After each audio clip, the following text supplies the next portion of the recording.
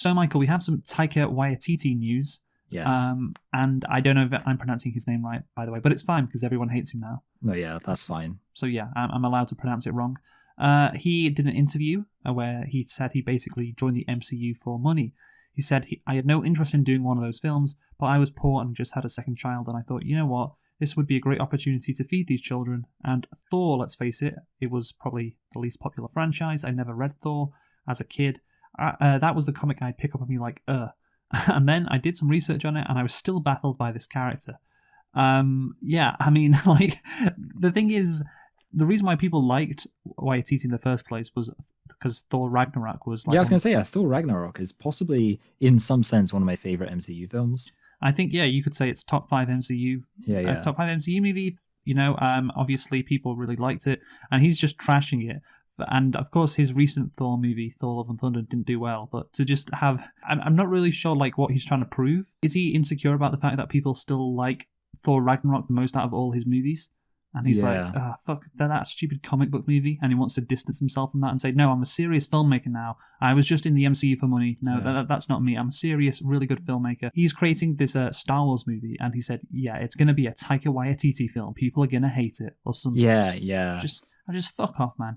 Just stop it. Just, like, you have made a good movie in the past, which was a sci-fi action movie, you know, Thor Ragnarok. You can do it again. Don't try to be like all cool and controversial on everything. Yeah, he needs to stop dressing as Hitler, and that's not racist. Good point. He needs to stop doing that.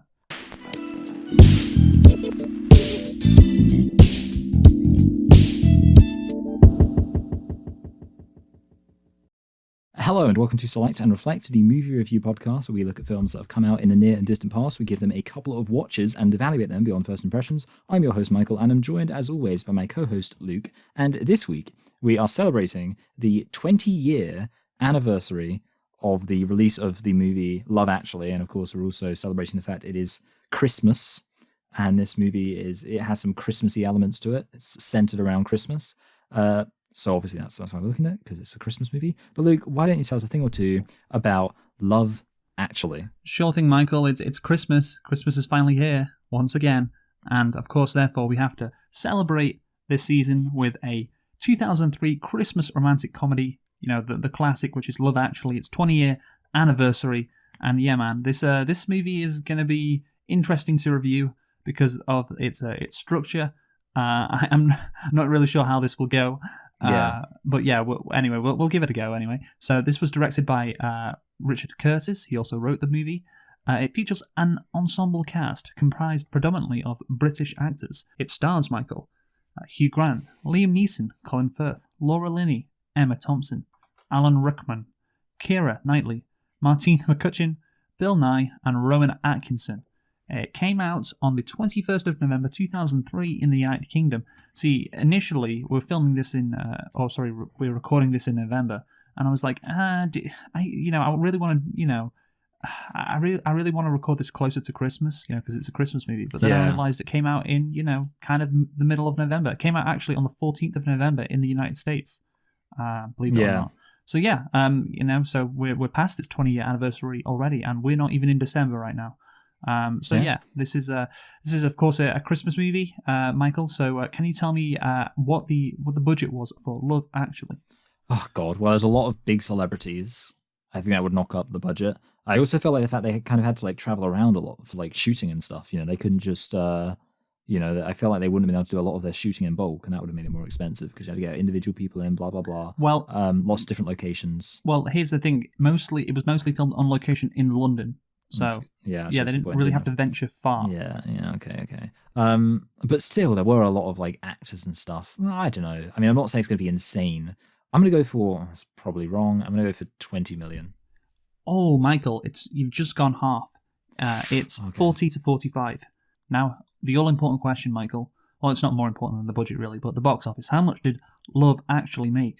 Well, I don't really know, because I know a lot of people know about this movie. This movie has something of it's not unheard of. Would you say it's infamous? I don't think I would say this movie's infamous. But yeah, in terms famous. It's just famous.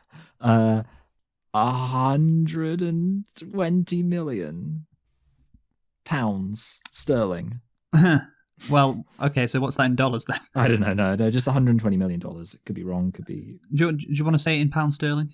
Well, I don't know. 100. Yeah, okay. Let's say. Okay, wait. 120 million. Because it's a British movie, So. 120 pounds sterling in USD. That would be 150 United States dollars. I think it was 150 million United States dollars, 120 million pounds sterling. Well, the thing is, $150 million is not half of its total. Half of its total would have been less than 123, or less than half. Okay. So yeah, that's why I was like, if you put it in pounds, I win, or like I'm safe, basically. Yeah, if you put it in pounds, then there's no chance you're going less than half. And yeah, so the box office total $246.8 million. Again, I'm surprised you guessed quite a bit under, even if the guess was in pounds and therefore $150 million. Like the thing is. Yeah. This movie, is a classic, but it was very popular at the time. And I know maybe you don't remember 2003. Yeah, I see. The thing is, I did watch this. I've actually seen this movie, I think, 3 times, including having watched it for this. And it's always been kind of on home media, as they say. Yeah, well, it says here on Wikipedia that this, of course, is frequently shown during which season, Michael? Can you guess? Oh, I'm guessing winter, Christmas time? Yeah, Christmas season. And the film has proved more popular with audiences than critics. And it has been discussed as being arguably a modern-day Christmas staple, which is not surprising. Again, it'll be on TV on some channel this Christmas, Love Actually. I think it was on ITV2 in the past. I remember seeing that quite a bit. Fucking Love Actually. I like the title, by the way, because it's like a response to a question. And I guess is kind of the point of the movie. It's like, wow, humanity is awful. No, humanity isn't awful. Why? Well, because of love, actually. Yeah. Well, that's it. They started talking about 9/11. Which is really funny to me. Get into. This movie is a rejection of the post 9/11 war on terror policies of the Bush administration. Which is really funny, yeah. And I did want to get into that. But, Yes. Right, so let us get into Love Actually, Michael. Firstly, did you like this movie? Well, I think this movie was everything it needed to be.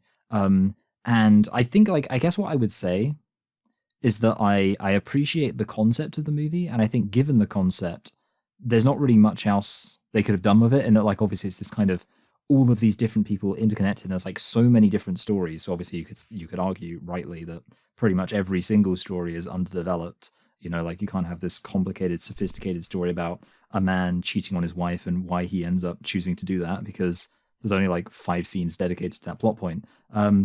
But that, like I say, that's the constraint of the concept. And I do think the concept is interesting. And so therefore, while I wouldn't be like, oh, I love this movie because it's a really interesting exploration of all of these relationships and blah, blah, blah, I would say that I thought the concept was interesting. And I don't really know if I think they could have done the concept much better. So, and there's nothing in it where I'm like, oh, that's really terrible. It's kind of it's cheesy. It's, a bit kind of ridiculous in that sense. But the fact it's a Christmas movie, I think, works to its benefit, because you kind of expect Christmas movies to be a bit kind of silly and lighthearted.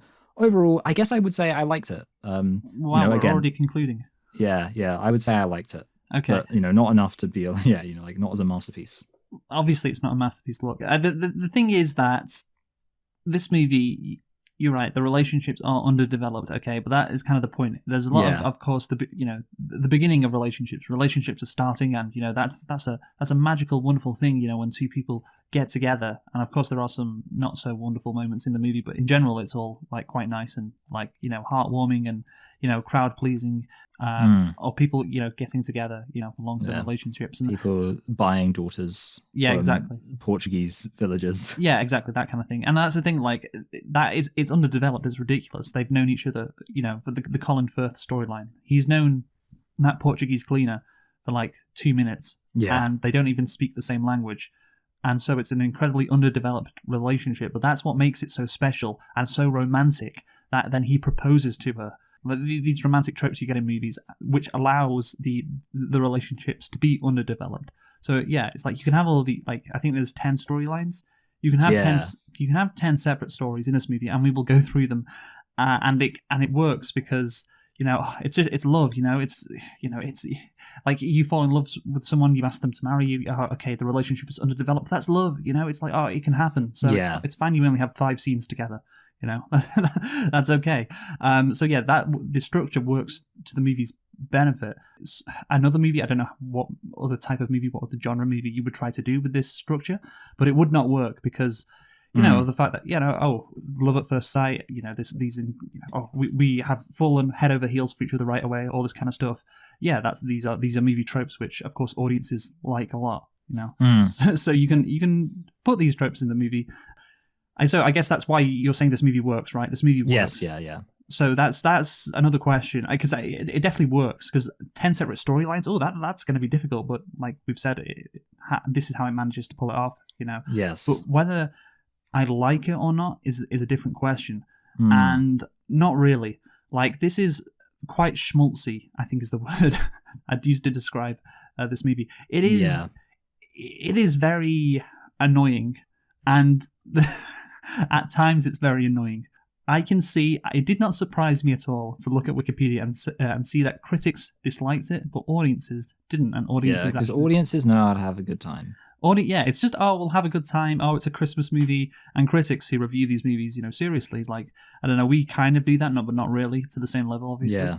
We're looking at this and thinking, well, you and me, I think, certainly me, I'll say that. Maybe you feel differently, given what your feelings on it. I'm looking at this movie and I'm thinking more along the line of a critic, obviously, because we're reviewing the movie. And I'm like, well, you know, it's not... I can appreciate why people like it. Of course, I get it. But I only have one nitpick, which is... Okay, so Mark, you know, the guy who fancies his friend's new wife. Oh, yeah. Yeah. Imagine that being the case. That would be crazy. Can you imagine that? Yeah, can you imagine? Yeah. Well, speaking of which, obviously I sent you some from last time we were hanging out. I sent you loads of videos that I took. Were you? I noticed you taking a lot of videos. Could you send me those? I think I've lost. Oh, you lost them. Okay, that's fine. I taped over them with, what did you say, the West Wing or whatever? Yeah. Which, to be fair, you liked the West Wing. I did back in the West Wing. Yeah. Yeah. I deleted all those clips and just saved a bunch of West Wing videos on my phone. So, my bad. So the thing is, when Mark knocks on the door and Keira Knightley goes down to see him, you know, when he gives, you know, the card scene. Okay, you know what I'm talking about, right? And you know he plays the like the fake carolers, yeah. Yeah, I don't know how you didn't get that right away, because like this. Sorry, the card scene. For a minute, I was like thinking to myself, like, because I was thinking like a greetings card. Oh, I see. Like, yeah. The most iconic scene in the movie. Like he's got all these cards, right? These massive, you know, fucking A1 cards. I don't know if that's the size. And he's got this, you know, like fucking radio. What if Peter answers the door?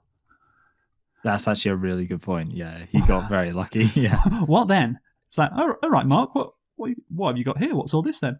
It's like, oh, nothing, mate. No, I'm just, you know, it's just, you know what? Well, at that point, like, obviously people speculate that he's actually gay for Tony. Like, wait, Tony's the other guy. Oh God, I'm racist. Wow. Yeah, sorry. He is called Peter. Peter, there we go. That's terrible. There are so many names, but that was racist. Fine. It was racist. The only. Okay, Peter. So there's speculation that he's gay for Peter at one point. So maybe he could just, you know, like that's always a good out to have. He can just be like, I'm actually gay for you, Peter. Maybe on the flip side, because you know how like he flips the cards around. It's like, Peter, I wanted to let you know I'm gay for you. Yeah, maybe that was his backup plan. Yeah, no, that's the thing. If Keira Knightley doesn't answer the door, he's fucked. Yeah. And that's the thing. He doesn't even have the cards and like the radio off to the side. Like when she answers the door and opens the door, he's holding them. So he's screwed if you know his friend answers. But yeah, that's my only nitpick. And let's talk about the plot of Love Actually, or let's try to, because of course there isn't a plot. There's 10 different plots, and yeah, we see different aspects of love as shown through these 10 separate stories involving a variety of individuals, many of whom are shown to be interlinked as the plot progresses. So the story begins 5 weeks before Christmas and is played out in a weekly countdown until the holiday, followed by an epilogue that takes place 1 month later. So the point of the movie is, of course, you know, look how much love exists in the world. Let's follow these 10 stories to see all these different aspects of love. And yeah, it's just a real feel-good crowd pleaser, because who doesn't love love, you know? I think, like, ultimately, you said the movie's schmaltzy, and that's sort of not surprising, because, yeah, there's just a load of movies about how lovely love is.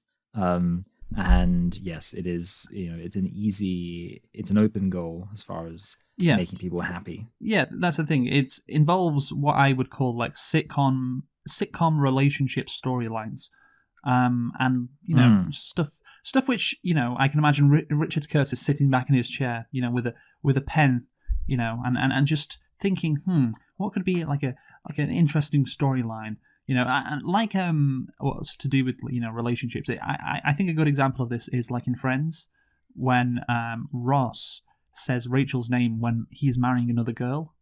Yeah. If you know that storyline, and that is a classic. Like, oh wow, imagine doing that. Imagine doing that at a wedding. That's the classic, like tier 1, magnum opus sitcom relationship storyline. Yeah. And you have similar things in this movie. And of course, I think the most famous one is this guy is in love with his friend's new wife, and of course, he's taking all these videos of her, and he's too embarrassed to talk to her, and he doesn't want anything to do with her because of self-preservation, as he says. And so and you think, oh, he doesn't like her, but then, oh, he actually loves her. Oh wow, what a twist. And so or you also get like these grand romantic gestures that are incredibly sentimental and over the top, and the movie is stuffed full of those. It is a formula. Well, that's the thing. There are some stories that don't stick to the formula, which I think are quite good, because I think that is necessary. I think Richard Curtis understood that, because therefore, you don't want things to go too over the top. But overall, that is why this movie is so good. Look, it's a crowd pleaser. Well, it's so good. Why this movie is so beloved, I will say, because it's a crowd pleaser, and it's kind of shameless while doing it. I don't know if you feel that's too harsh. No, yeah. I think this movie it maybe shameless, but sometimes it's okay to be a bit shameless. It's what they call in the business a guilty pleasure, and I think that kind of, even though again, like for me personally, this movie is it's not my ideal kind of guilty pleasure, but definitely, like I say, while I'm watching this, I'm not like, oh, this is terrible. I'm more like, oh, I know what they're doing. I know this is very kind of manipulative, but I'm fine with it. So I just want to read a critic review of this. So in the New York Times, journalist A.O. Scott called it a romantic comedy swollen to the length of an Oscar-trolling epic, and added, it's more like a record label's greatest hits compilation or a very special sitcom clip reel show than an actual movie. Yeah, there you go. It's a sitcom storylines. The film's governing idea of love is both shallow and dishonest, and its sweet, chipper demeanor masks sour cynicism about human emotions that is all the more sleazy or for remaining unacknowledged. It has the callous, leering soul of an early 60s Rat Pack comedy, but without the suave, seductive bravado. It is disturbing to see Emma Thompson's range and subtlety so shamelessly trashed, and to see Laura Linney's intelligence abused as a lonely, frustrated do-gooder. The fate of the characters suggests that women who are not young, pert secretaries or household workers have no real hope of sexual fulfillment and can only find a compromised, damaged form of love. How about that, Michael? I know you like to consider yourself a feminist. Think about like the women who find love, or in this movie, are they secretaries? Yes, or are they? What's the fucking prime minister's girl? What's her? Is she a catering manager? She's functionally a secretary. Yeah, it's like there's a Al Murray bit about how every woman's just a secretary. I think obviously one of the things is that I think actually a lot of rom-coms have elements that could be considered problematic, and in a way this movie does kind of compound them. An example, sorry, I don't want to pivot to a different thing, but you've already mentioned the guy with the placards, and lots of people have pointed out it's kind of stalkery, or we were going to get to that. Okay, we're going to get into that anyway. So that's the thing, there's like a few things well, I guess so the whole thing about the women being secretaries, I feel like that's just a very common thing where it's like you have women who are kind of like they're in almost like lower positions in society. I think it kind of works because it means that like nothing's going well for them. I think that's probably the reason why that's there. Yeah, and they are charmed by older, wealthier men. Yeah. Although, obviously they that do that true of twice. Well, of course, with the Prime Minister Colin Firth's character as well. What's the? Well, Colin Firth, Alan Rickman, and Prime Minister. Yeah, Hugh Grant. That's it. I forgot his name. Hugh Grant. That's it. Yeah. Yeah. So Hugh Grant, Alan Rickman, Colin Firth are men. And also to be fair, I have to say it, Liam Neeson, he looks a little bit older than that hot MILF that he encounters at the play. But that is also true. but crucially, we don't know her job. We don't. Yeah. Maybe she is also a secretary. that would be funny. But yeah, crucially, of course, fucking Jamie, which is Colin Firth's character, of course, falls in love with Aurelia, who is his cleaner, who is a lot younger than him. Then we have Harry, Karen, and Mia. Harry is Alan Rickman, and he falls for his secretary Mia. Not as explicitly, of course. Oh yeah, and she's more of a she's less kind of passive in that. She's what they call a seductress. Yes, exactly. Not given much character development, is she? And then we have David and Natalie, and of course David is the Prime Minister, and he falls for Natalie, this junior member of the household staff who is like 15 years younger than him. And yeah, of course, he is incredibly. He's the most powerful man in the fucking country. So yes, he's in a powerful position. That's quite an understatement. And she's just this catering manager who can get shipped off if as soon as if this guy doesn't like her, which of course happens, but not for that reason. And so it's older men who are in positions of power, and even it's seducing or getting seduced in the case of Alan Rickman. Younger secretaries, younger women or cleaners who are much lower in terms of their status. Yeah, there's a lot of power dynamics at play, as they call it in the business. Yes, the power dynamics here. There's a red flag in terms of the power dynamics, and that has to be mentioned. The older wife of Alan Rickman, is the one person in this movie. Well, I guess apart from Liam Neeson's dead wife, who things don't end well for her. I think one of the problems is that almost everyone else is in a position where they're finding love, whereas of course for that dynamic, I think the fact they're older means it's more likely that they have to have already kind of found love in that they're already married, and therefore there's only so much you can do with the concept. If they're already in love, you're going to have to throw a complication into love. So I feel like it's more, or at least one explanation, other than just that old women don't deserve to be happy, is that because like I say, the young women are going to end up happy because they're entering into new love, and the script can do that. But with Emma Thompson, obviously they could have made it so Emma Thompson's the one who cheats and Alan Rickman is the one who doesn't. No, because this is the mind of Richard Curtis, who is a man. Yeah, you're right. He's who would want an old... to be fair, it is kind of I bet he was an old man. He was thinking I bet I bet my secretary thinks Richard Curtis is the age of Colin Firth and Hugh Grant. Yeah, exactly. So he had while he was working on the script, he had a PA or something coming in, and he was thinking, I bet she really is in love with me, and she wishes that she could steal me from my wife. His wife's actually called Emma. Oh wow. So Carla May of the San Francisco Chronicle opined, it abandons any pretext of sophistication for gloppy sentimentality, sugary pop songs, and bawdy humour, an approach that works about half the time. Yeah, I'd agree. The thing is, it's just over and over again with that, with some exceptions.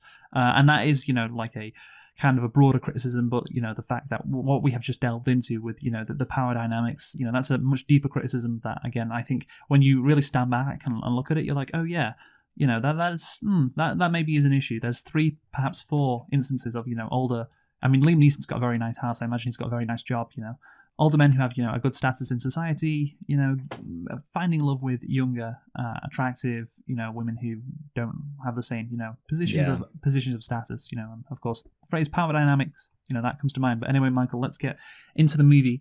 Let's talk about the structure, actually. So yes, because this is quite interesting. So all the stories, of course, are linked in some way. Billy Mack and his manager may not connect with any of the other characters physically. Billy frequently appears on characters' radio and TVs. His music video provides an important plot device for Sam's pursuit of Joanna, and they also cross paths with other characters in the closing Heathrow scene. John and Judy work with Tony. You keeping up with all these characters, by the way? Yeah, no, I'm not. John and Judy work with Tony, who is best friends with Colin, who works for a catering company that services the office where Sarah, Carl, Mia, and Harry work. Mia is friends with Mark, who runs the art gallery where the Christmas office party takes place. Mia also lives next door to Natalie. Mark is in love with Juliet and friends with Peter. The couple is friends with Jamie and Sarah. Harry is married to Karen, who is friends with Daniel, and her brother is David, who works with Natalie.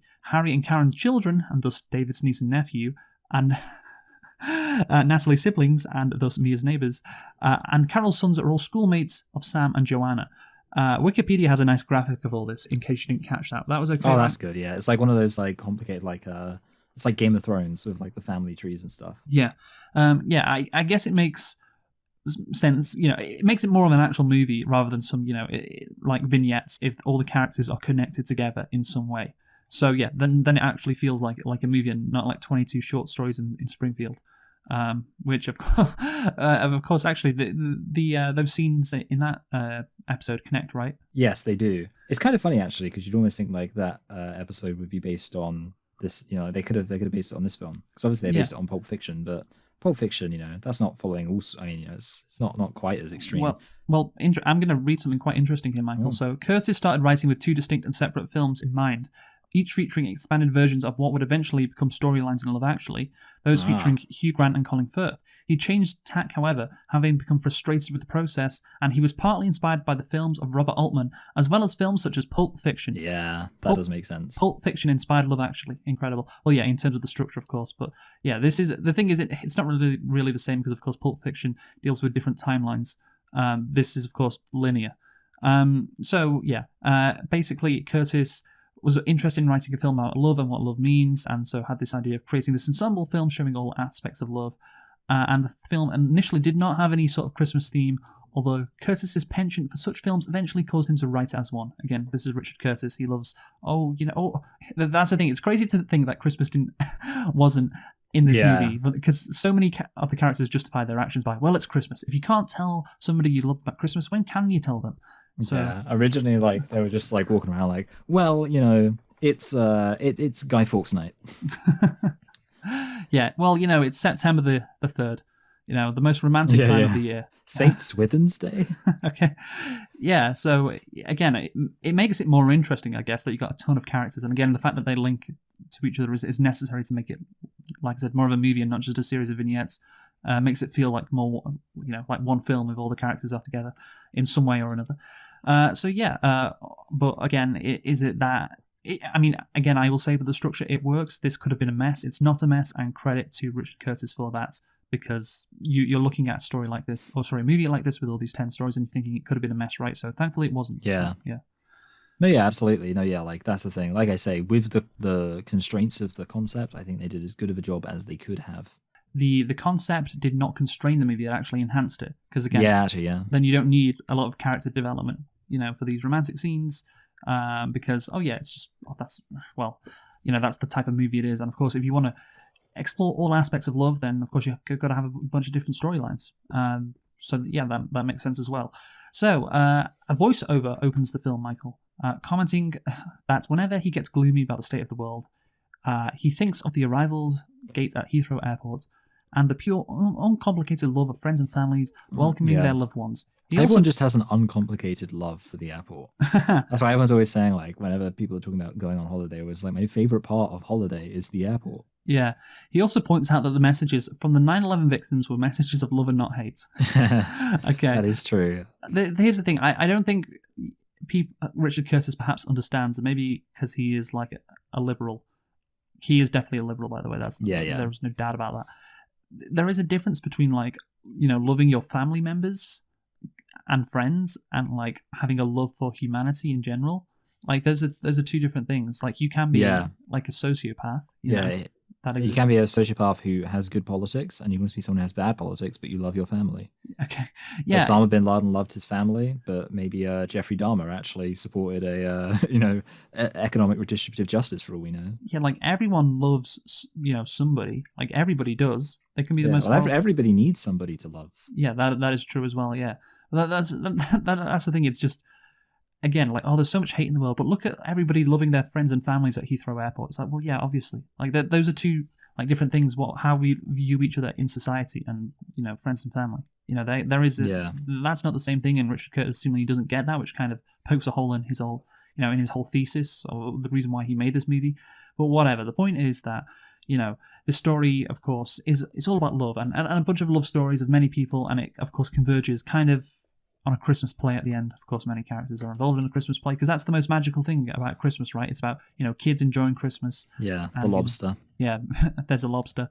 It kind of, what it reminded me of? Wait, what was the movie? It was called, it's The Courage, something about An Ounce of Courage? Yes. The movie about the family that's trying to bring back Christmas, and they've forgotten about Jesus in the nativity play. Mm-hmm. Yeah. That's classic. Okay. So, we're going to go through the storylines now, Michael. And we're going to try and rank them out of 10, I guess, in terms of how cheesy or corny or feel good they are, all right? I think that'd be fun. Absolutely, yeah. Because, this is, again, I called this movie kind of shameless in its sentimentality, in its crowd-pleasing moments. So we're going to see how sentimental each of these storylines are. So first one is Billy Mack and Joe. So with his longtime manager Joe, rock and roll legend Billy Mack records a Christmas version of the 1967 song "Love Is All Around." Although believing that the record is terrible, Mack promotes the release in the hope it will become the Christmas #1 single, which it does. The Ant and Dec scene, by the way, is a bit weird. All right. What do they say? That's great. Yeah, because the thing is, Ant and Dec are like playing the straight men in that scene, and Billy Mack's like the crazy one. Ant and Dec never play the straight men. Ant and Dec lean into that. They go, "Oh, what you writing there, Billy? Oh, they've got tiny pricks. Oh, I don't think they'll be happy about that, will they? Oh no, they won't, Deckman." I don't know. They say something like that instead of just like awkwardly looking at the camera. And of course, he forgoes a victory party hosted by Elton John to celebrate Christmas with his manager Joe, getting drunk and watching porn. Yeah. See, this is. I feel like one of the things about the character is he almost exists to try to cut through the treacle, but at the same time, he's obviously very ridiculous. And like, it feels like the movie's trying to be like, oh no, don't worry, we're not having any of that nonsense. But I don't know, dude. Yeah, the thing is that even this guy, he's cynical about Christmas. He's cynical about, he understands, that Christmas is no longer really about love. It's about making as much money as possible. Really, that's what he's kind of saying, and that's what he's trying to do. But in the end, he's still, because it's Christmas, he still, is very sentimental at the end, isn't he, with his manager? Yeah. So even he comes around, and throughout the movie, he is a nice, I guess, buffer from this movie just going completely out of control in terms of sentimentality. But even at the end, the end of his storyline, I guess, he can't help himself. Yeah, he can't help himself, exactly. It's just it's Christmas. It's Christmas, goddammit, and let's get drunk and watch porn, which is a weird thing to do with your straight manager. Yeah, that is true, yeah. But yeah, that's... Do you think they watched the porno starring, what's-his-face, Tim from The Office, Martin Freeman, is that his name? I don't think it's a porno, right? No, I guess it's just, erotic art? Yeah, it's erotic photography. No, it's not an erotic photography, it's a movie. Okay, sorry, so it's like a sex scene in a movie. I apologise. They are stand-ins for actors. Because I do know he had that line about Yeah, I mean, did you actually watch this movie? I vaguely recall. Well, Fucking I remember. hell. I just thought he was a porn star who happened to. Or I thought he worked in the sex industry and also as a body double. But now I see he's a body double in general, which makes sense. I mean, again, it's remarkable how you didn't pick up on that. Yeah, you're welcome. Fucking hell. Right, so Juliet, Peter, and Mark. Now, Billy Mack's storyline out of 10 for sentimentality. Sentimentality, corniness. I guess I'm going to give it... I don't want to go too low because then I'm thinking I want to give myself some lee room. But I think it's good because it's kind of in the middle anyway. I'm going to give it a 6. Yeah, I was going to put it as a 7. Okay, so next up we have Julie, Peter, and Mark, Michael. So, Juliet and Peter's wedding is videotaped by the best man, Mark, where a surprise band plays the Beatles' All You Need Is Love as they walk out the church. Although the couple believe Mark dislikes Juliet, he's actually... Wait, is it Juliet or Julie? What have I been calling her? I think she's Julie, not Juliet. It says Juliet here on Wikipedia. Okay, well, yeah, okay, fine. Yeah, he is actually in love with her. When he evades her request to see the video, she shows up at his flat. Juliet insists that she wants them to be friends, but when she views the wedding video Mark recorded, she sees many extreme close-ups of herself and a few of Peter's face. She realizes Mark's true feelings towards her. Okay. The thing is, immediately I thought, well, you could have made an excuse and said, well, Peter didn't want me to record him. I was thinking that. Yeah, you could have had loads of, or he could have just pretended to be gay. I just love that dress on you, and your makeup was fierce. I don't think that would work, considering I would do it. She knows him, so that would be quite a twist. Yeah, no, I'm gay. I imagine he's had girlfriends that she's known about, and in the future that would be quite awkward as well. Yeah, I was just gay for your wedding day. Yeah, that's it. Yeah. Where it's just this is all a charade. I'm deeply closeted. Yeah, the thing is, of course, she goes, "They're all of me," like that. Oh, how wonderful! And I don't know. I think most people would feel a bit weirded out by that. And that's we're not even getting to the card scene yet.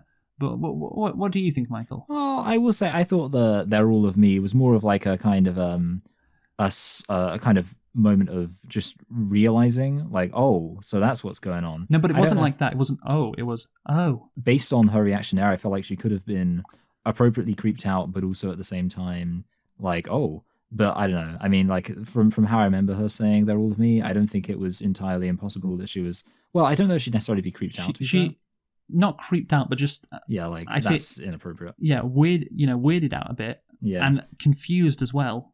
Yeah, it's true. You gotta be confused in that situation. Yeah, she doesn't seem confused. What also annoys me, and this is not really to do with the romance, right? Peter...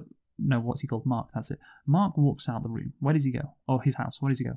Where I can't think where he ends up. Where does he end up? Looking over the Thames.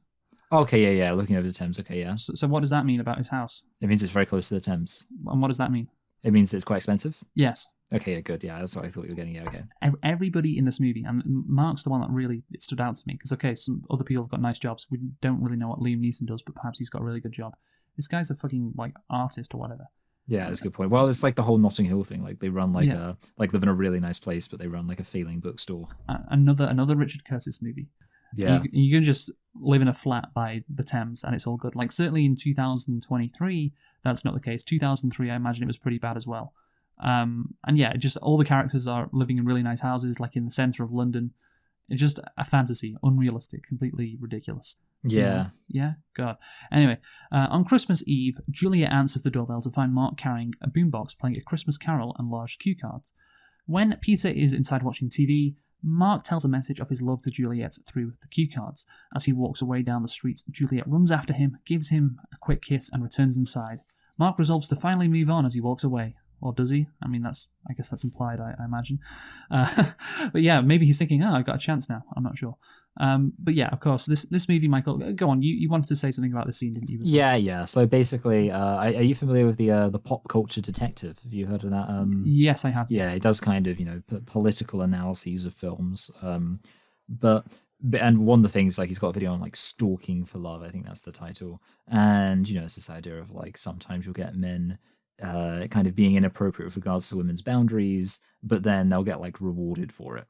And the thing is, it's like a very ubiquitous thing in like a lot of like romantic comedies where the guy like he doesn't take no for an answer and blah blah blah. And this was given as an example of kind of an inappropriate thing to do to a woman who you don't really know very well, to just be like, oh, I'm going to show up on her door with like this confession of love. I will say, in the grand scheme of things, like I recently watched with my wife the film The Notebook. I don't know if you know, but there's literally a scene where Ryan Gosling threatens to kill himself unless a woman agrees to go on a date with him. So compared to like the type of stuff you see in romantic comedies, I would actually say that this is kind of tame and more respectful of her boundaries. So it's not terrible. It's probably not, again, like a lot of romantic comedies, it's probably not the kind of thing that anyone should ever actually do in their life. No. But it's not completely off the rails as far as like being wildly inappropriate. Rom-coms, of course, don't exist in the real world, of course. No, that's it, yeah. They are often unbelievable, and this is another case of this being unbelievable, Yeah, that's it, yeah. Yeah, and again, like that's the thing. This movie is asking us to switch our brains off, basically, which is why I have a problem with like these type of movies, because I don't like switching my brain off and just going like, oh, who cares? It's she likes it. She yeah. Well, that's the thing, because I was thinking like she's like kind of laughing along to it, like he's like cracking jokes, and it's just like in this incredibly awkward situation where like basically your husband's best friend has admitted that he's like in love with you, and in love with you in like a very kind of like an infatuated kind of way. Yeah, in a ridiculous, over the top kind of way. Like a kind of like, there's only one analogy I can make, and it has to be said, it's a very Kyle way, isn't it, Luke? Oh my god, yeah, but that's the thing. Kyle kind of had an infantilized view of romance. Yeah, I love you as much as my bike. Okay. I don't think he ever said.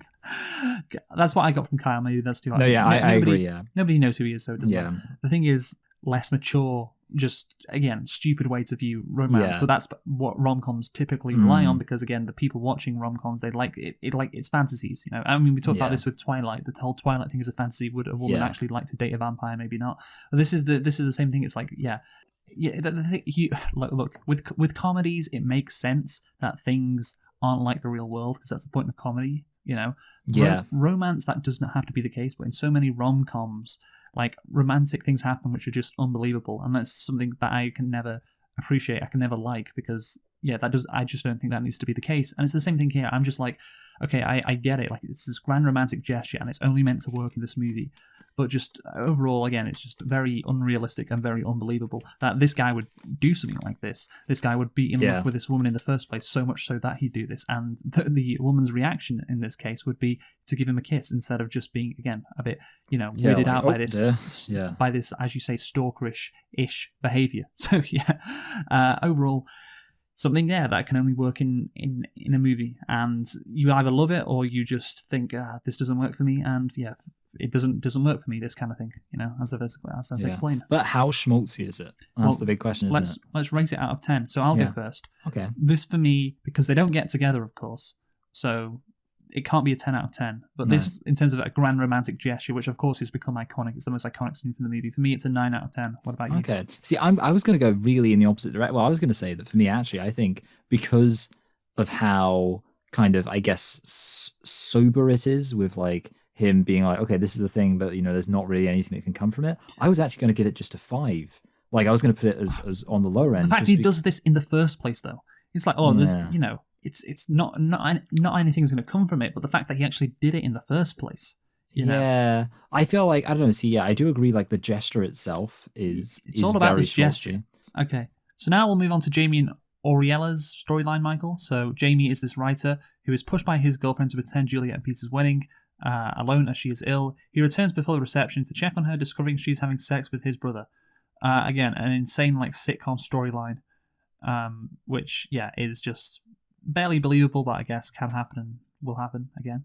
So Jamie withdraws to his French cottage where he meets Portuguese housekeeper Auriella, who does not speak English. And basically, Colin Firth, he is playing somebody who is charmingly befuddled. Yes, charmingly befuddled is exactly what he is. Yes, he is charmingly befuddled. And which is apparently a quality that transcends language. Yes, and that is something that we will see multiple times in this movie from other male characters. Despite not sharing a common language, they share a mutual attraction. Okay, and that means he's going to marry. Right. Okay. Jamie returns to England, realizes he's in love with Auriella. Does he? Okay. Yeah. And begins to learn Portuguese. He returns to France to find her and ends up walking through town with her father and sister as they walk to her waitressing job. In basic and often incorrect Portuguese, he declares his love for her and proposes. She says yes in broken English, showing she has too been studying English just in cases. I did like the fact, I liked the little thing of the language being broken, but I guess it's kind of an obvious joke to do. Yeah. So I didn't like it that much. As the crowd erupts. So romantic, so beautiful, but again, so dumb. That should be the tagline for this movie. This guy, right? This is the most obvious rebound ever. Like his wife has just cheated on him, and he's going and he's proposed off the cuff to this Portuguese girl who was his cleaner. Again, the power dynamic. At least she's not like Thai or anything like that. That would be worse. Okay, she was his cleaner. This girl is a lot younger than him as well.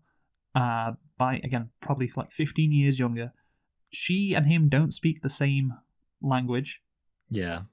And also, at first they think she's going to be bought.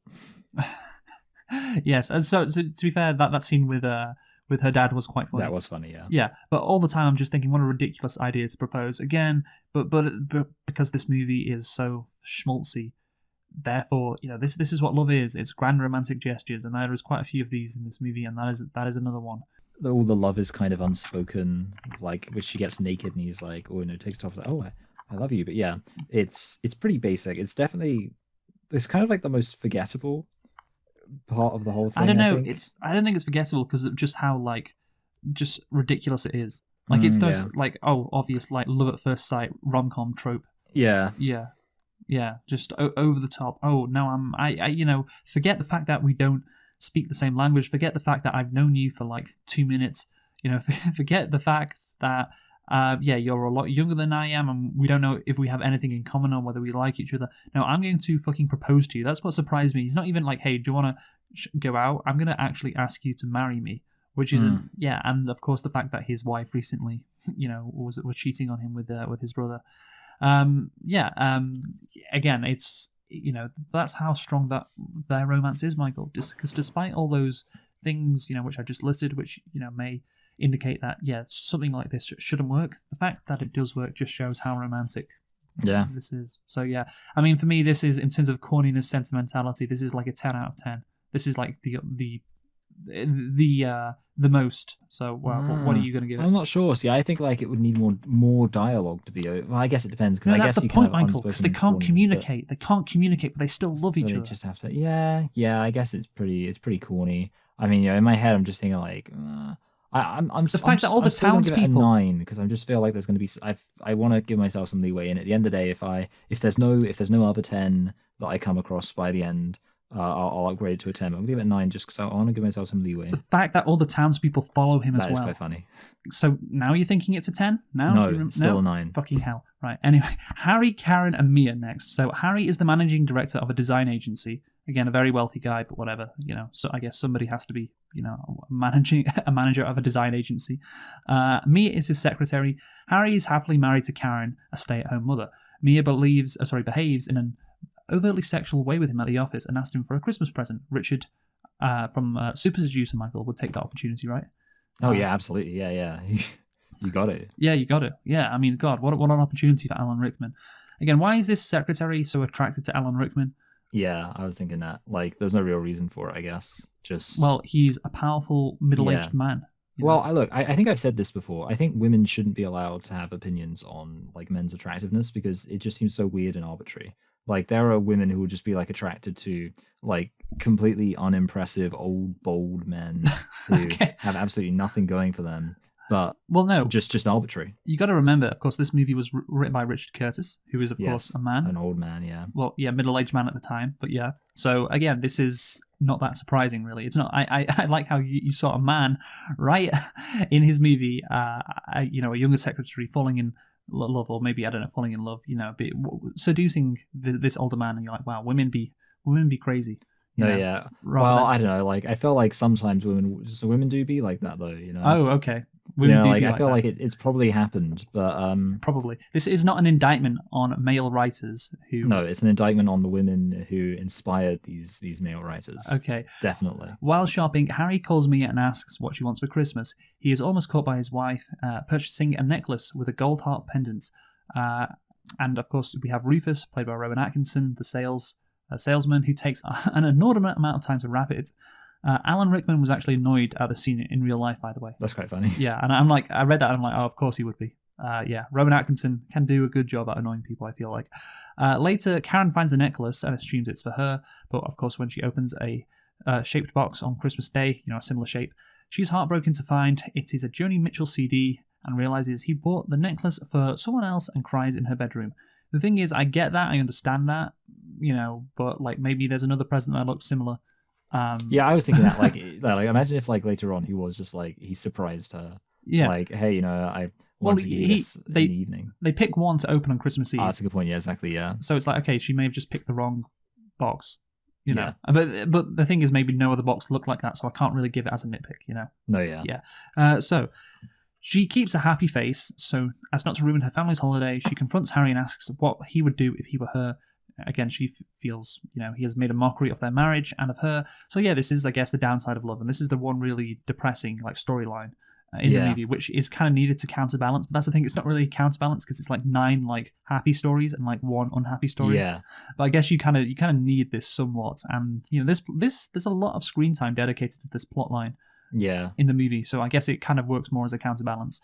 Unhappiness, exists too, Michael. A love, can make you very unhappy and make you depressed as well. That is, I guess, the message of this storyline, right?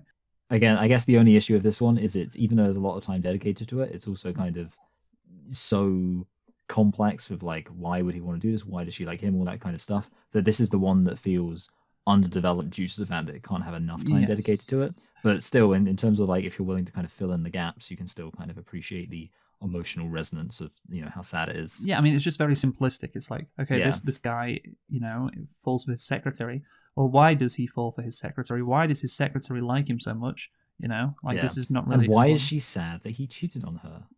Yes, they don't explain that. Yes, and his wife is of course just naturally annoyed and angry at the situation, as she would be.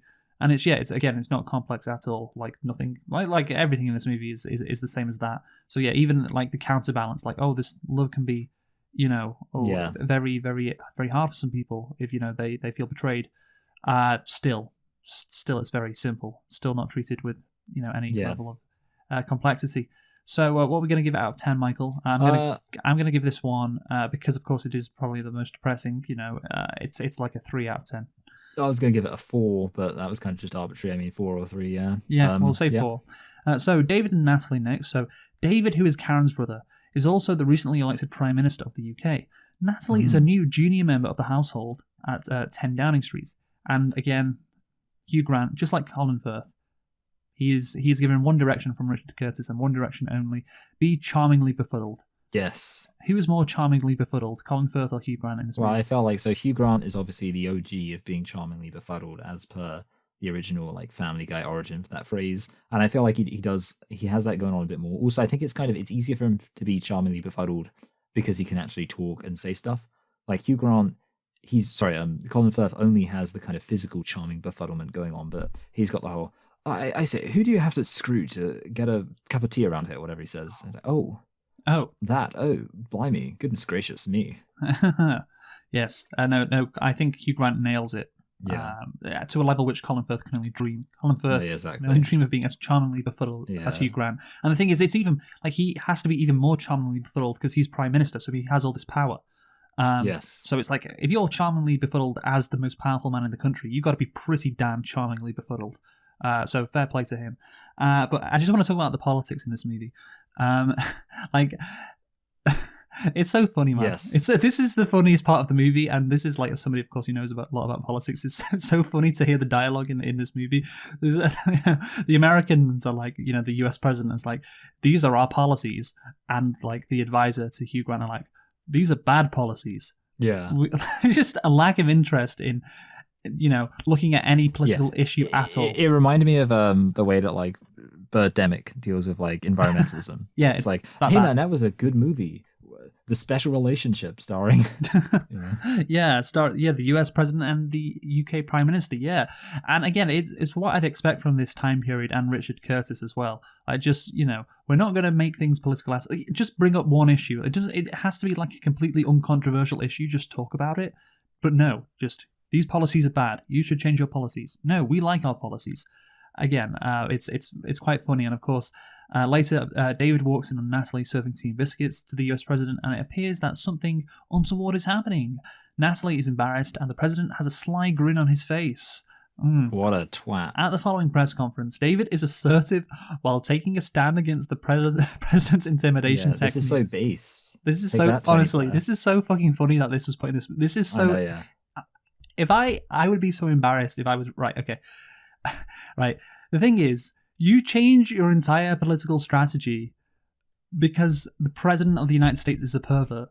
Yeah, that's the thing. It's like the reason he actually does it kind of makes him look like an idiot. It's so fucking dumb. You wouldn't do this. Your relationship with the most powerful country in the world, because this guy tried to kiss your catering manager, who, by the way, you're not even in a relationship with her, of course. Yeah. Again, it's the dumbest fucking shit ever. It's so. But do you think it's good that they at least kind of dunked on the fact that we murdered a bunch of people in Iraq? Oh yeah, no, I think that is that is maybe implicitly what this movie is saying, but it's too cowardly to say it, and so therefore I'm not sure it is implicitly saying that.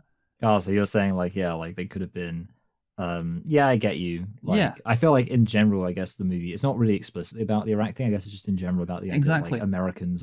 It's funny because this movie is very transatlantic. There's lots of randomly American characters. Maybe, obviously, the woman with the mentally challenged brother is American. Well, the singing lady is American. The guy goes to America. Yeah. It's like a movie that on the one hand feels like, I say, very transatlantic, but on the other hand has at the center of it this whole Americans are fucking assholes. Let's stop listening to them.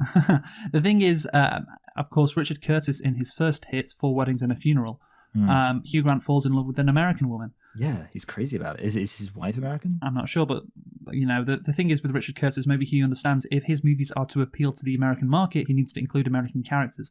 And of course, it's not that crazy to have an American wife, is it?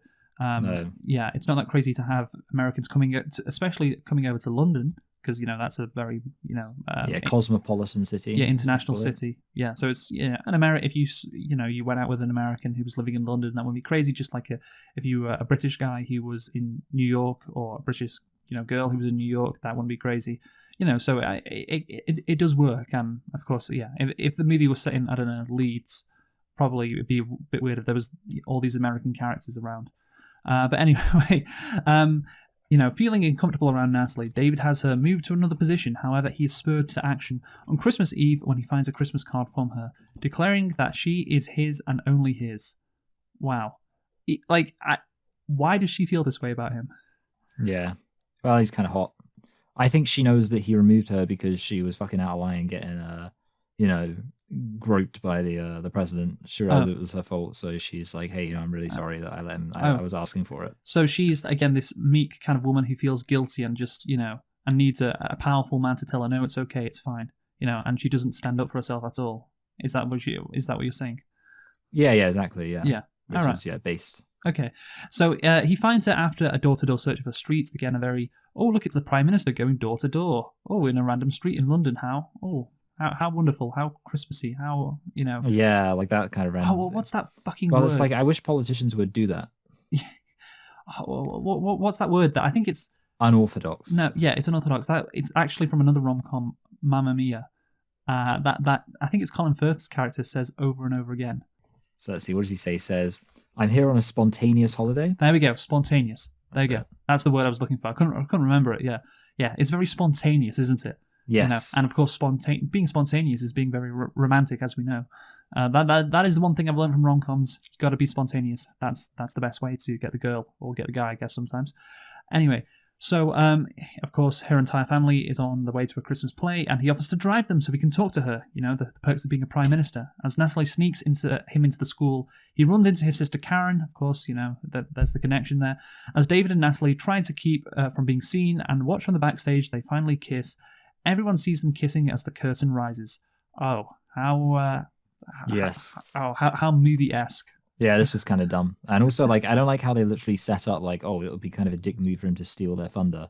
And then he does literally steal the kid's thunder. Yes. In a way that's also kind of awkward, because it's what's even the point in the parents seeing that? Yes. If I went to see it's not like some good moment. It doesn't add, I'm thinking of the perspective of the parents. Yeah. It doesn't add something to the performance. It's just oh, okay, that was a weird thing that happened. Yeah, they'd be like, what? Wait, why the fuck is the Prime Minister, backstage of our children's nativity play?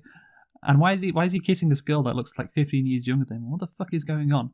Is this real life? That would be maybe they know his niece and nephew go to the school. So it's not that crazy. But yeah.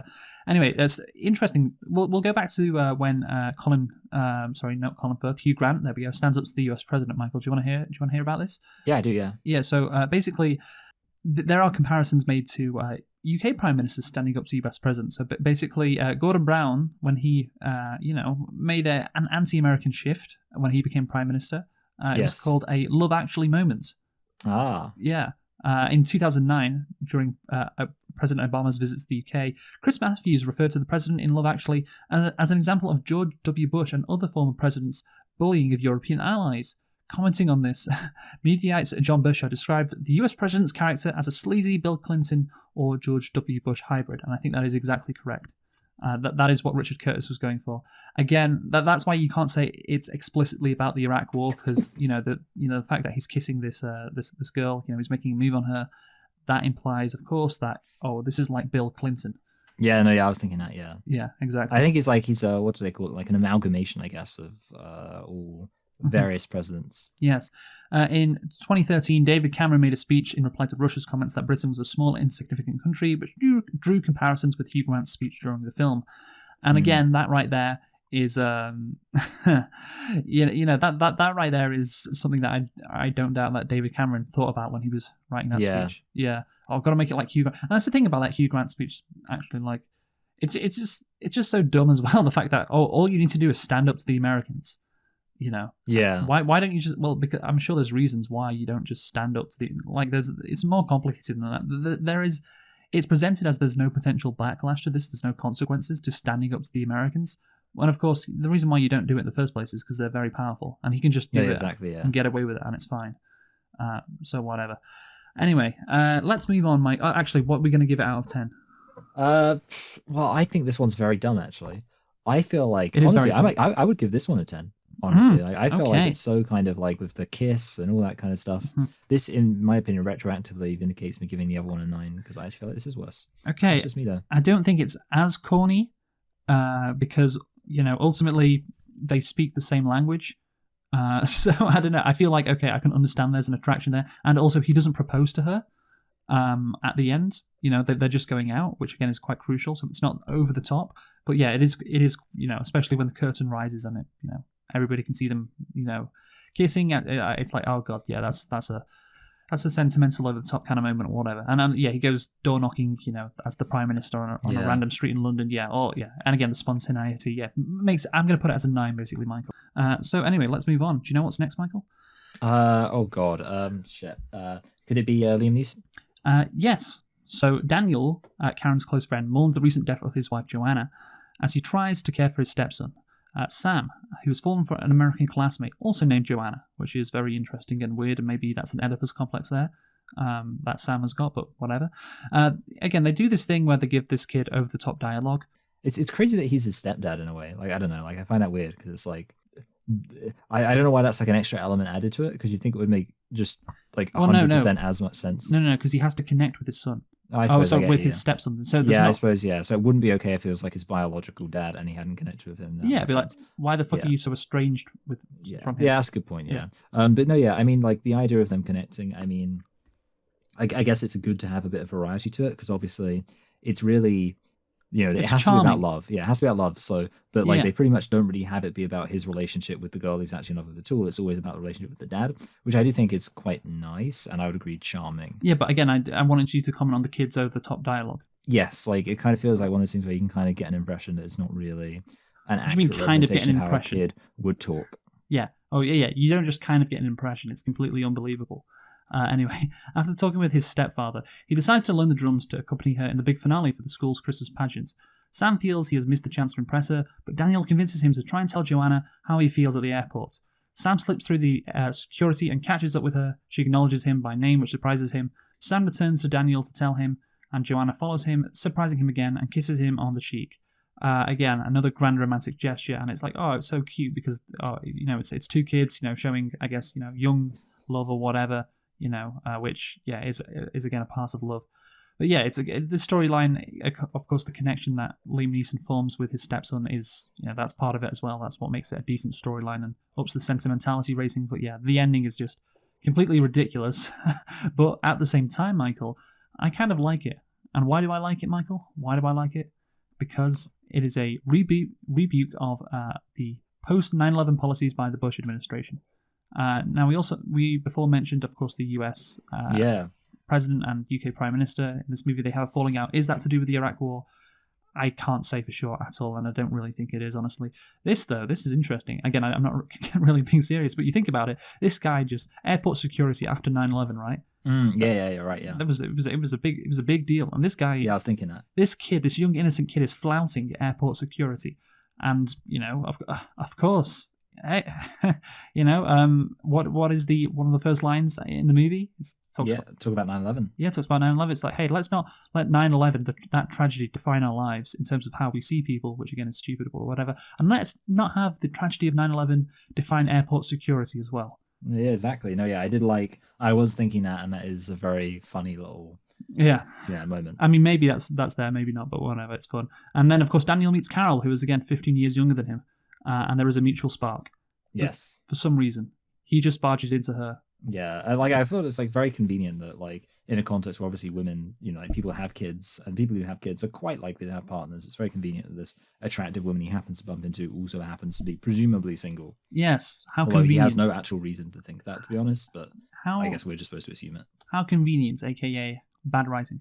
Yeah. So Sarah, well, again, it's just, that's the point of the movie. The point is the writing's bad because it wants to appeal to our heartstrings or whatever, and that is another example of that. Okay, this guy who was so depressed, he connected with his son and he found love.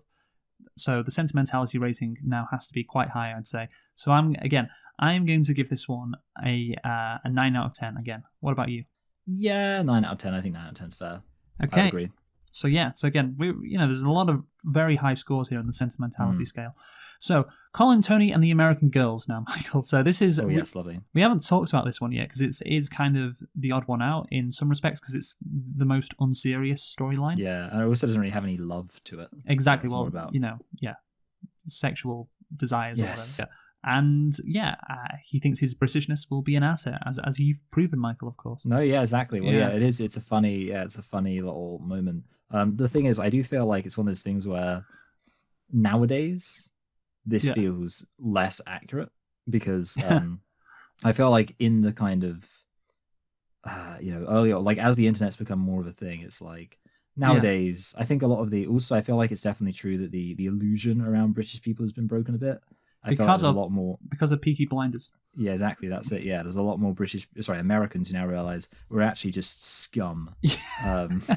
Like the Notting Hill. I mean, ironically, the illusion that Richard Curtis himself was perpetuating things like Notting Hill, and like everyone lives in castles and we're all very middle class, and we have parties in chateaus and nice houses in central London. Yeah, exactly. So, which is what obviously they're all profiting off. But nowadays, you show up and you're like, "Oh, right there, I'm a Brexit geezer," and they'd be like, "Ugh, leave me alone." Sorry. Yeah, Tommy Shelby. Yeah, leave me alone.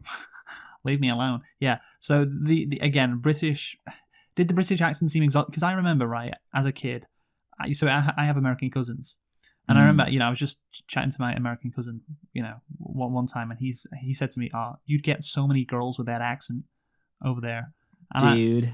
And I'm like, really? I don't know. I'm not sure that's the case, but maybe that was the case again 20 years ago. But I don't think it's the case anymore again, because I think we're just so much more exposed to each other, so much more. Yeah, that's it. Yeah. So of course, shout out Milwaukee, Wisconsin. Yeah, I did like the idea of like Milwaukee, considering that obviously anybody who's into film reviews, that they have a very different association with Milwaukee. It's like the idea of Milwaukee as like this place where you find like really hot chicks is very funny. I know. So Colin meets Stacy, Gianni or whatever, and Carol Ann, three stunningly attractive women who instantly fall for his estuary English accent and invite him to stay at their home, where they're joined by their roommate Harriet.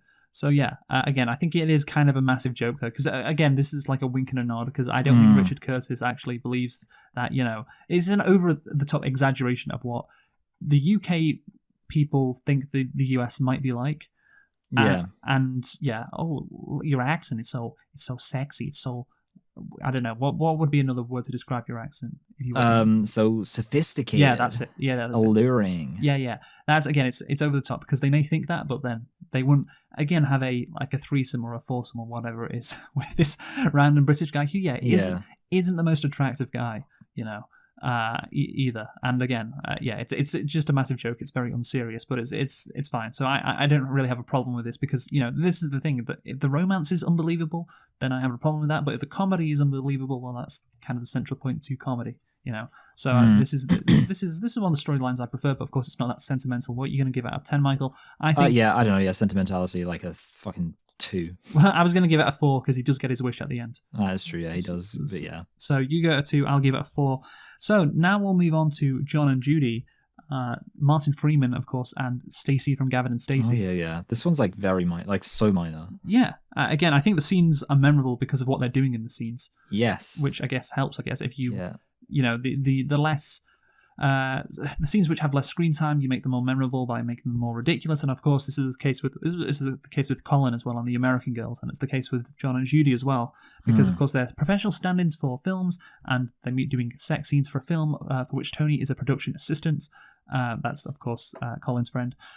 John tells Judy it's lovely to find someone he can chat to while they are, of course, comfortable being naked and simulating sex on set. They are shy and tentative off set. Of course, the contrast is funny, which I like. I don't think that's ridiculous. That's kind of charming. It's fine, and but the thing is, once again, Martin Freeman is charmingly befuddled. I have to say that's the kind of character he's playing. It's not quite Colin Firth and Hugh Grant level, but he's still doing that, and I guess it's kind of offset by the fact that Stacey from Gavin and Stacey is also, kind of charmingly befuddled in a female way. Yes, yes, she is. Yeah, but I don't really. Did she have a Welsh accent in this?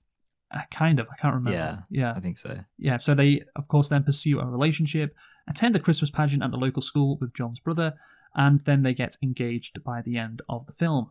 So, yeah, great stuff. I mean, that it's kind of a simple romance, you know. Oh, two people, you know, they meet, they fall in love, you know, they after, you know, tentative. Well, actually, they get married quite quickly, don't they? Yes. Or engaged quite quickly. Yeah, it's a month, isn't it? Yes. Or like maybe 2 months. Yeah. So from when they first meet each other, and then yeah, they get engaged. So yeah, sentimentality ranking, Michael. What are you going to give this? I don't know. I mean, I guess like it's kind of cute, but yeah, Yeah. a 7. I don't know. Yeah, I think a 7. You know what? I'll actually go down to a 6 because it's more comedic, of course, because of the scenes they're doing. So yeah, I'll whack it down to a 6. But still, of course, the fact that they get engaged by the end of the movie, you know, that lifts it a bit higher than it otherwise would have been. So Rufus now, Michael. Rufus is the jewelry salesman whose meticulous gift wrapping nearly results in Karen seeing Harry buying a necklace for Mia. In another scene, his distraction of airport staff enables Sam to sneak past them. And yet, in the director and cast commentary, it is revealed that Rufus was supposed to be a Christmas angel, but this was dropped from the final script, which is kind of interesting, right? And it makes I had heard this idea actually mentioned once or twice. Yeah, it makes sense given his weird appearance at the end. I think it's like, well, why is he? You know, he's helping this kid. Sam sneak past the security to talk to Joanna. Well, where did this come from? But yeah, so that was cut. So yeah, Rufus, I guess he doesn't really have a story, so we're not going to rank him. Yeah. So there you go. That's all the stories. And now onto the epilogue, of course, because all the characters are then seen at Heathrow Airport at the end. The most magical place in the world to Richard Curtis, Heathrow Airport. Yes. It's so funny. He saw people like being happy to see their relatives at Heathrow Airport, and I was like, you know what?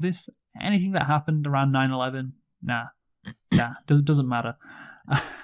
Again, I kind of agree with him overall. We should, you know, love each other and not hate each other, of course. But yeah, it's a very simplistic look at something that's a lot more complex. But whatever, everybody's happy at Heathrow Airport. You know, how much can we tug at your heartstrings, Michael? That's what the movie's saying. We're really trying to do it. Yeah. We're really trying to get all. And if I like the God only knows what I need, that's like the epilogue, isn't it? Yes. I'm not getting my Yeah, and the audience is meant to be just an emotional wreck at the end of the movie, which of course you were, right? Because you liked this movie. Yeah. Well, you know, I don't remember. You know what? It's funny because I can't remember exactly how much I emotionally felt the, you know, like what this movie was getting at. I don't really know if I think there was one moment where I was kind of like, oh, you know, I'm feeling it a bit. The funny thing is I can't even remember what scene it was. Like, I feel like there was one scene where I was like, oh, you know, it's kind of you know, a little bit, you know, getting at me just because of, you know, the emotions of it. But I can't remember what it was. You know what, Michael? I've just realised we actually didn't talk. We missed out one of the storylines. We missed out Sarah, Carl, and Michael. Wait, Sarah, Carl, and Michael. So that's Sarah, who has a disabled brother. Oh, no, yeah. You know what? I was thinking about that. Yeah, we missed that off, yeah. Shit, God, I can't believe we missed that off. God damn it.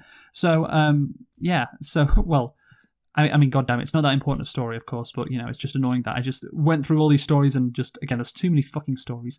So, yeah, basically, Sarah, you know, is attracted to this guy called Carl, who is just like a fucking supermodel. I don't know how that guy, like, how is that guy not a model? I mean, he's an actor in real life, obviously, but like, Jesus, like that is a man who is just built in a lab to appear in a rom-com. Sarah is in love with him, but of course, he has a mentally ill brother called Michael. A lot of people called Michael are mentally ill. It's true. Also, the sexy guy plays Xerxes in 300. So Sarah calls Michael and visits him to give him a Christmas gift at the end of the movie. Not as happy or corny, but you know, still kind of sweet at the end. Again, love is not simple. Love is tough, and of course, you have love for your family. There are complications. Yeah, there are complicated things that happen. So yeah, what are you going to give this out of 10 on the sentimentality score? I don't know, like a 6. Wow, unbelievable. No, I'm going to give it a 5. Okay, I have the scores from our sentimentality scores, Michael, or whatever. So, of course, we had a look at, I think it was 9 storylines in total. 1, 2, 3, 4, 5, 6, 7, 8, 9. Yes, you had a score, so out of 90 this is. You gave this movie a score of 58, and I gave it a score of 62. So relatively close, but yeah, I think it's slightly more sentimental than you did. Yeah. So that's again that I thought that'd just be a fun little gimmick for us to do, because yeah, this movie is very over the top, and I've said the word sentimentality 1,000 times. But anyway, Michael, let's review. You go first. Right. So yeah, I said at the beginning, this movie kind of does what it wants to do, and I think the concept is kind of interesting, and for like a kind of fun Christmas movie, it makes sense. the idea of it. So overall, like I said, I didn't dislike it. It's quite an easy film to watch. I think, like I say, the thing that kind of lets it down is that you don't really get much exploration of any of the individual relationships, but still, the exploration you do get in terms of the amount of time dedicated to it, I mean, yeah, it works. It does hit the beats in a kind of emotionally manipulative way. I'm going to give it a middling 6, which is probably generous, but yeah, I'm going to give it a middling 6. Okay, fine. Yeah, I think the structure, like you said, does help the story do what it wants to do. It's just that I don't agree with what the movie wants to do. You know, I don't agree with this like schmaltzy, you know, kind of style of like of movie that Richard Curtis has produced here. I don't think it's good, and I understand why some people like it, some people get it, because, you know, ultimately, you know, human beings, you know, then when they're watching a movie, they aren't thinking like critics, they aren't thinking like reviewers like us, and it's such a feel-good crowd pleaser of a movie. You know, guess what? The crowd likes it. They feel good after watching it. But we really, while reviewing it, have to think a bit more critically, like perhaps a critic should, you know, and therefore No. I can absolutely understand why. Again, I've never seen that before on Wikipedia. Like in mentioning audiences and critics really had different opinions, and again, you can see why. Because when you're thinking about the movie critically, you're like, oh yeah, this is not good. Just completely unbelievable in so many ways. I don't like what it's trying to do. Even though the structure helps, but again, I would prefer the movie didn't go down that path anyway. So you gave it a middling 6, Michael. I think I can only give this one. What am I going to give it? I think I'm going to give it a 4.5 out of 10. There you go, 4.5 out of 10. What are we reviewing next week, Michael? Well, Luke, next week we are reviewing the one, the only, and this is of course to celebrate the release of Wanker, starring Timothy Shall I Be Gay. We're doing Wanker, Charlie and the Chocolate Wanker, Factory. Wanker, So that's the yeah. what's it called? What's his name? Johnny Depp. Wait, Johnny Depp. Yeah, we're doing a Johnny Depp version. So I guess that's not an anniversary, No. is it? It's just Just because of Wonka. Because wasn't that movie from 2005? Yes, it was, correct. Yep. So yeah, join us next week for Charlie and the Chocolate Factory, the Johnny Depp version. Who have you been, Michael? I've been Michael. And, well, yes, thank you for watching. And hopefully this Christmas, you don't hate, you love, actually. I don't know.